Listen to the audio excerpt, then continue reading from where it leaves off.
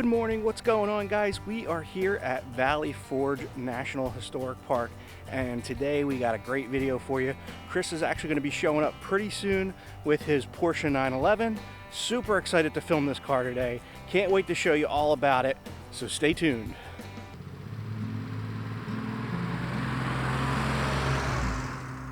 Really a nice day out here in Valley Forge, Pennsylvania. Could you believe that it's only a week before Thanksgiving and it's got to be 60 degrees out? And I think it's not only 10:30, 11 o'clock in the morning. So only one thing to do on a day like this: take the Porsche out for a drive. This Porsche, it's a 1984 Porsche 911 Targa. It's got a 3.2 engine. You'll always hear these referred to as a 3.2 Carrera. This one has really no modifications other than I took the air box off and put one of those freer breathing air cleaners on it. Oh, and I did put a test pipe on instead of the catalytic converter. I did that about 20 years ago. We're still testing. I think one day we're going to probably come to some good conclusions on that. So they're the only two modifications on the car. Everything else is box stock. We've got 122,606 miles on this car. I bought this car 20 years ago, 1999.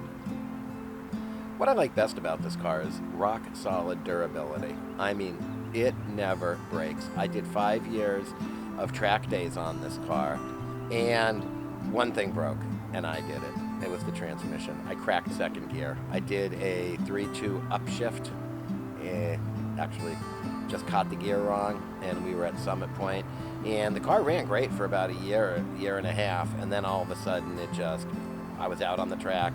It felt like electricity coming up my arm. You really don't have to do much to these cars. Once I stopped going to the track, I mean, brakes last forever. I put a set of Dunlop Direza StarTac 3 tires on this. They're a real soft track-like tire, and since you only really drive cars like this in the summer, they're just great, and they were cheap. It was like $300 or $400 for the set of them. You might be interested in what kind of engine this car has. Well, it's got a 3.2 horizontally opposed 6-cylinder engine called the Boxer engine. This particular model, I think from the factory, they were rated at 207 horsepower. The later ones went all the way up to 230. I think in Europe they had a lot more horsepower, but as usual in America, we get stiffed on the horsepower. So I think it's got like 207, maybe since I opened up the air box, and just, I mean, maybe 210 on a good day. But then again, this car has 122,000 miles on it. Might be down to 200 again. But you know what? I mean, even at that low horsepower, the 0 to 60, I think, was like 5.9 back in the day. It wasn't that bad. It was fine.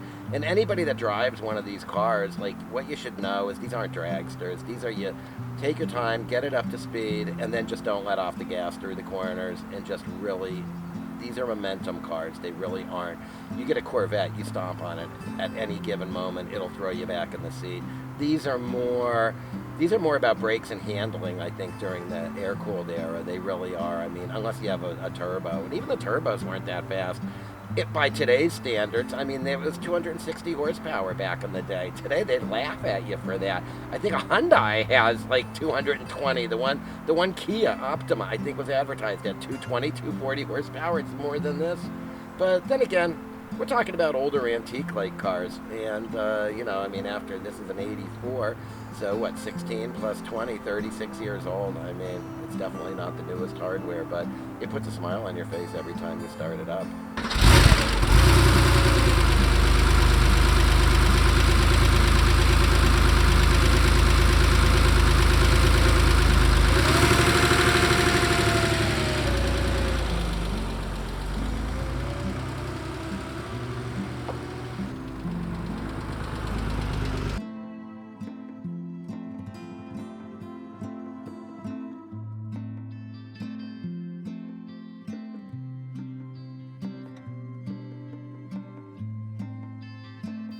What's going on? I hope you guys enjoyed that video. I had such a great time today with Chris and his car. Big shout out to Chris. Thanks so much for bringing that out to Valley Forge Park today. I had a blast filming it and hanging out with you.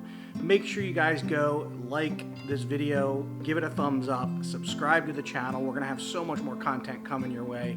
More stuff with Chris. He's got bikes, lots more to see. Also, make sure you check out his channel, Chris's Moto Life. Make sure you go subscribe to his channel as well. Again, thank you so much for sticking around. Hope you enjoyed the video, and I'll catch you in the next one.